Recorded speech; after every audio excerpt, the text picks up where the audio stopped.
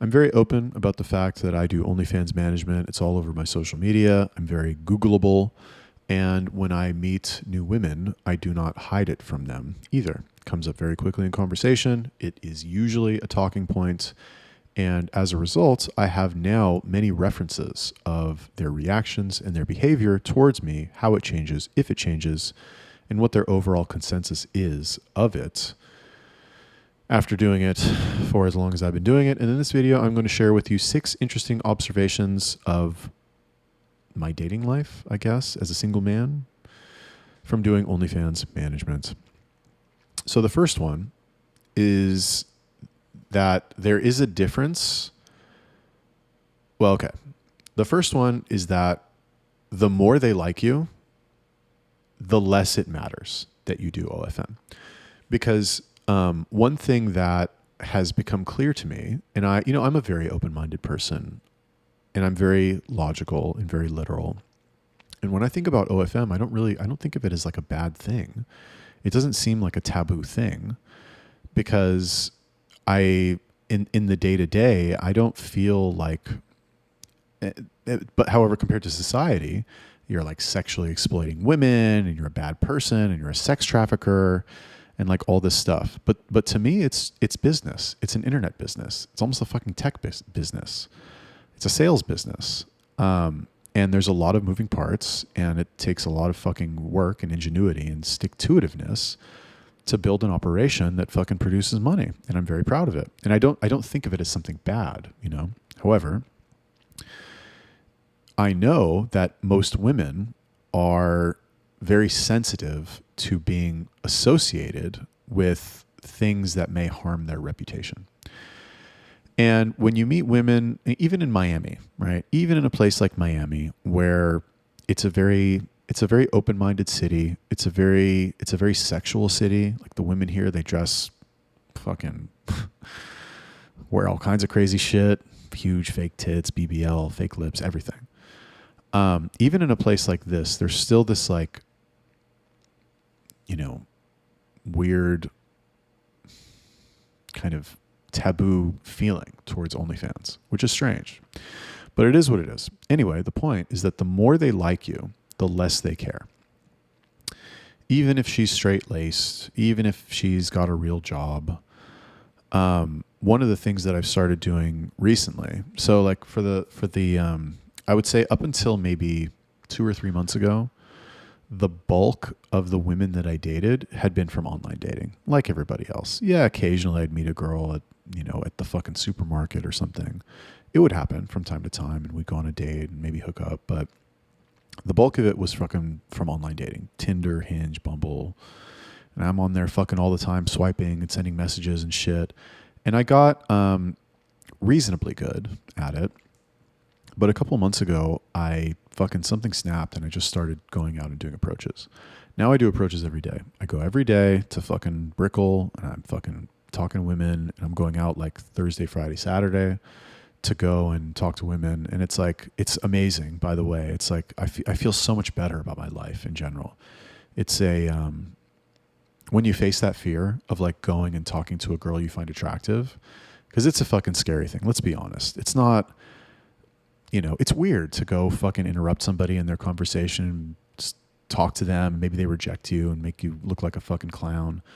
But it's really good. It's so good for your fucking, you just feel better about life. Anyway, I started doing that. And I've noticed that in conversations where I can tell the girl likes me, she doesn't care that I do OFM. She doesn't give a fuck, right? When the in PUA lingo, when the set hooks, right? When you're talking to her and fucking, she goes from like, who is this guy, to like, oh, okay, I kind of like him. He's actually kind of cool. When it switches to that, at that point, it doesn't really matter that you do OFM. They don't fucking care. But until you get to that point, they're kind of looking for any reason to immediately disqualify you. And you don't always get to that point with girls. Like, it just doesn't happen with all of them. But once you do get to that point, it doesn't really matter. They don't really care. And it's easier to get to that point quickly when you meet them in person, as opposed to on a dating app. Because on a dating app, it's very logical. You're looking at the app. You can't really show your personality. Yeah, you have maybe some questions and a voice note and maybe a video, but you're not like, it's not a video like this where I can maybe show my personality a little bit. It's like a video of you fucking throwing a football or some shit. It doesn't really show it. So it's a little bit harder, I guess, to break through that when you are open about it on a dating app profile, which I don't do. I actually don't. I don't really use the apps anymore, but like when I was using them, I would put fucking marketing or, fucking CEO, or I used to put modeling agency, but that for some reason lowered my conversion rate. Maybe because in Miami, modeling agency is like a fucking cheesy thing, or I don't really know, whatever. Number 2, the women will all think you make bank, even if you look poor like me. So, lately with the agency, things have been going well, thank God. But I don't like flex. I don't have a nice car. I don't wear like this is $10 shirt from Amazon. I'm wearing the same shorts that I bought in Minneapolis, like my fucking first week there. Like, when even was that? 3 years ago. Holy fuck. Yeah. All my shit is old. Like, but still, these girls still drop like little comments about like, oh, you're rich because you do this, or oh, you make so much money because you do this. I don't know if like it's just a preconceived notion. Like if you're a doctor, oh, you must make money. Because what most people think about OnlyFans is like, oh, those OnlyFans girls, they make so much money. Oh, the girls who do OnlyFans. I know a girl who does OnlyFans and she makes $50,000 a month. I mean, what they don't understand is that that's survivorship bias, meaning that like the one that they heard about, okay, maybe makes that, or maybe made that once, and hasn't made it since. But that's the one they heard about. They didn't hear about the fucking 500 other ones that like made $2 and then quit. So they don't really understand it. And if you, maybe it's just the way that I talk about it. I'm not even really sure, because I do fucking know a lot about it at this point. And so I guess they would assume by me talking about it the way I talk about it, like, oh, he seems to know it pretty well and he's been doing it for 2 years, so he must actually make money, which ironically was only true like in the past 3 months, but whatever, I'll take it. Number 3. Oh, it's an interesting one. They will think that you are trying to recruit them, so you have to make it clear to them that you are not, unless you are. I do not try to recruit in person at all, ever. I don't even, the thought never crosses my mind. It's so far removed from me like talking to a girl and like trying to convince her to do OnlyFans. No, I don't want to do it at all. Like I'm looking for people who are already doing it and struggling. I'm not looking for people who like thought about it. Well, I'm not looking for the dreamers. I'm looking for the people who are fucking working on it and the action takers.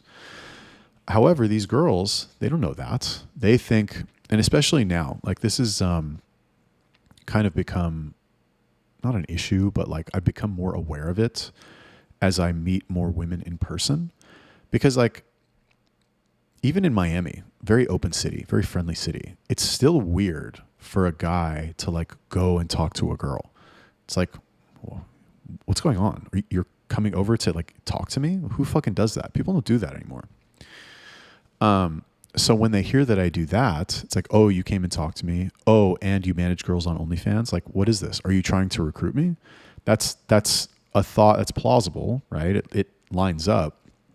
So, I haven't actually thought of like a good way around this, but some girls mention it.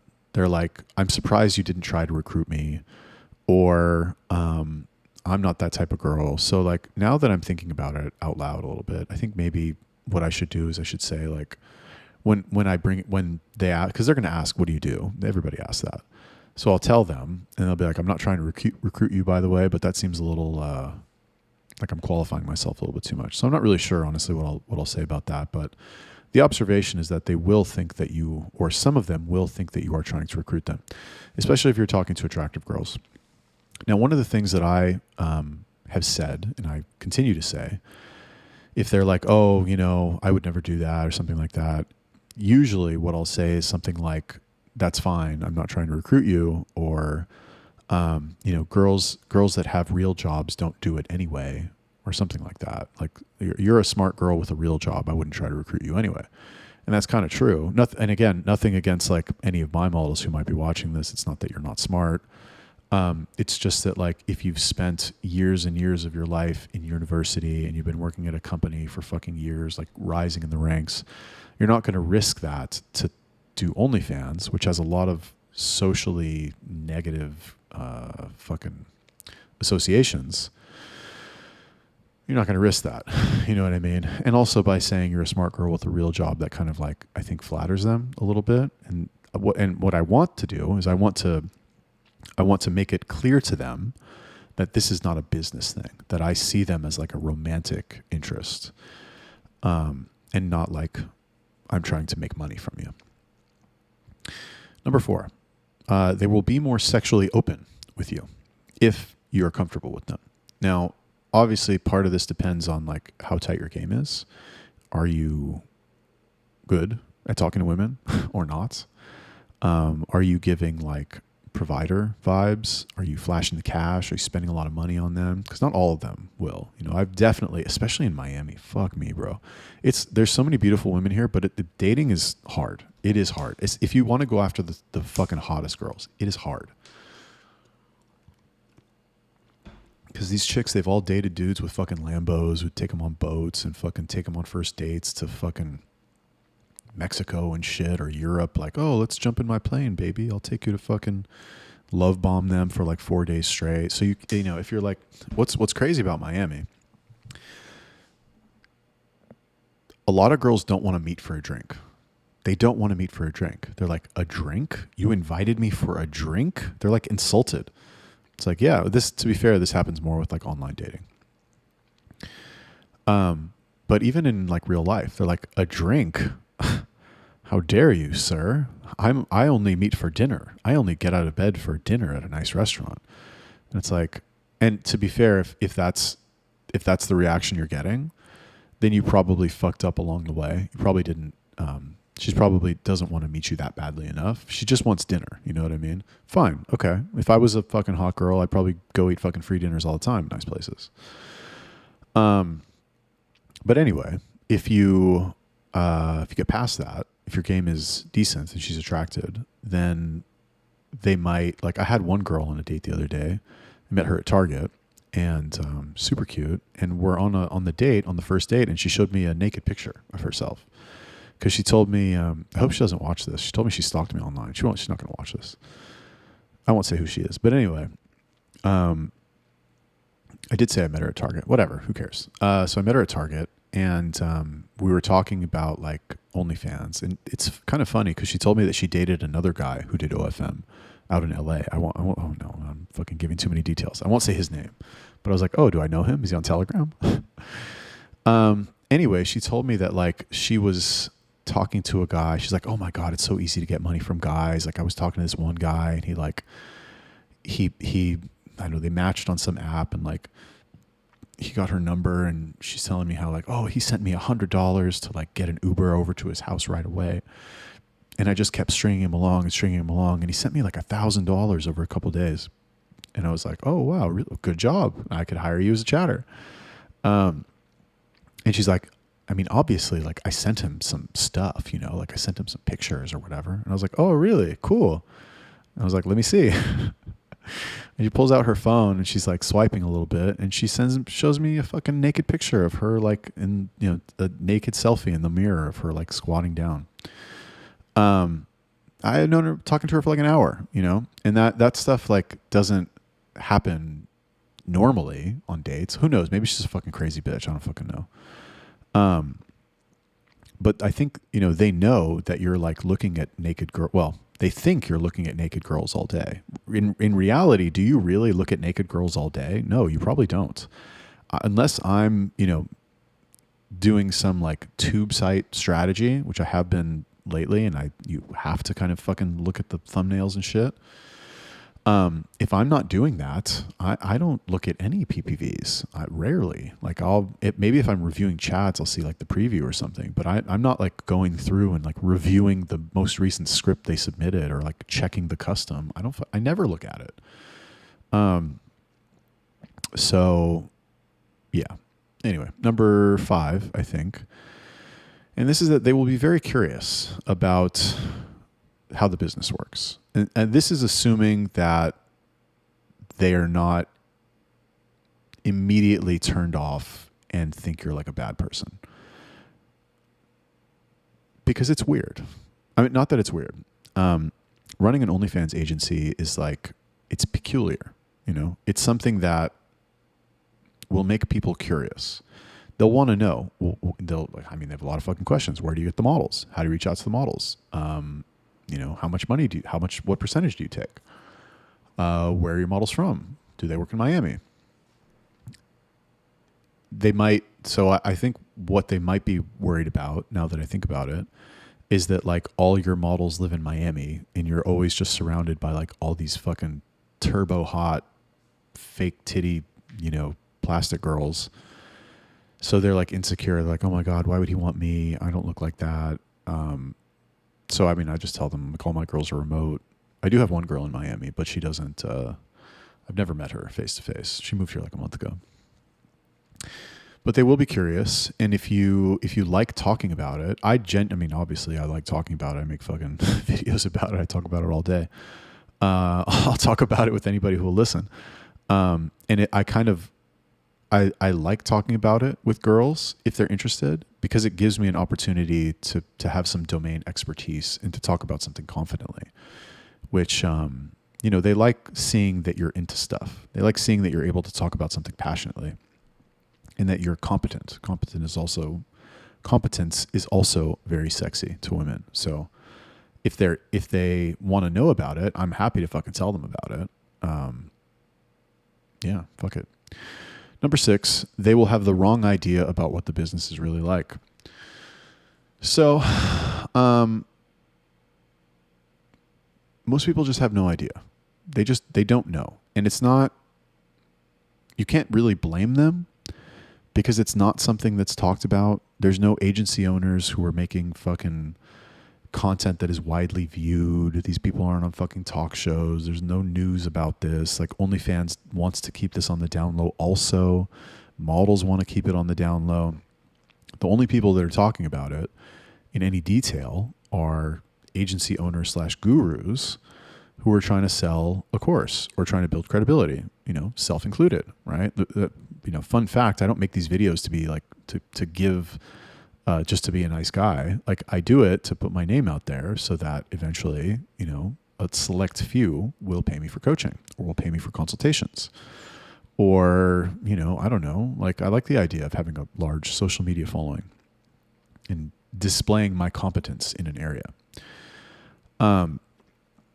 But there's nobody really mainstream about that. Like, are there any mainstream OFM people? Who? Like, I guess Marcus Hustle probably has the biggest reach. But like, okay, there's some YouTubers with 20,000 followers, maybe subscribers. But like, even that, nobody knows who they are. The business is too technical. It's too like, none of those videos are going to go viral. They'll be served to people who have like searched for like, how do I start an OnlyFans agency, or how do I get traffic with Reddit or some dumb bullshit. Anyway, the point is that like, if the general population doesn't know about it, some fucking random girl definitely doesn't know about it.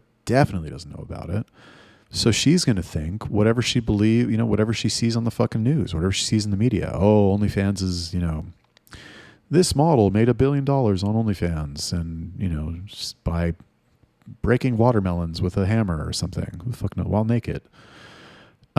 So it's an opportunity for you to set her straight. And now that I think about it, it's an opportunity really to paint a picture of what you do in a positive light. I don't necessarily mean positive for society, but positive in terms of making you look good. How you're going to do that, I'm not really sure. I haven't thought that far ahead yet. But yeah, anyway, those are my interesting observations. Thought I'd make a little bit of a different video. Let me know what you think. Subscribe, like, comment, and I'll see you next time.